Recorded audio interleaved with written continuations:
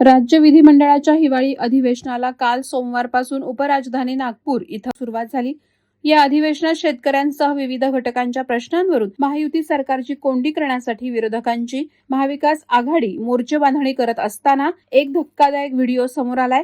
शिवसेना उद्धव बाळासाहेब ठाकरे पक्षाचे नेते आणि आमदार अंबादास दानवे यांनी आपल्या एक्स अकाउंटवर 3 व्हिडिओ शेअर केले असून यामध्ये शिवसेनेचे आमदार महेंद्र दळवी हे दिसत आहेत। हे आमदार कोण आहेत आणि पैशांच्या गड्ड्यासह काय करत आहेत असा सवाल दानवे यांनी सरकारला विचारलाय।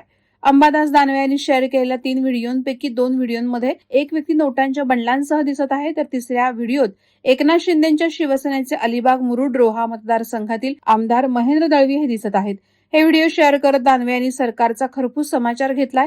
या सरकारकडे फक्त शेतकरी कर्जमाफीला पैसा नाही, बाकी सगळं ओके आहे। जनतेला जरा सांगा देवेंद्र फडणवीस आणि शिंदेजी हे आमदार कोण आहेत आणि पैशांच्या गड्ड्यांसह काय करत आहेत असा सवाल विचारत दानवेंनी सरकारची कोंडी करण्याचा प्रयत्न केलाय। अंबादास दानवे यांनी नोटांच्या बंडलांसह शेअर करत गंभीर आरोप केल्यानंतर आमदार महेंद्र दळवी यांनी जोरदार पलटवार केलाय। नोटांच्या बंडलांसह असलेले व्हिडिओ माझेच आहेत, हे अंबादास दानवेंनी सिद्ध करून दाखवावं असं माझं त्यांना ओपन चॅलेंज आहे।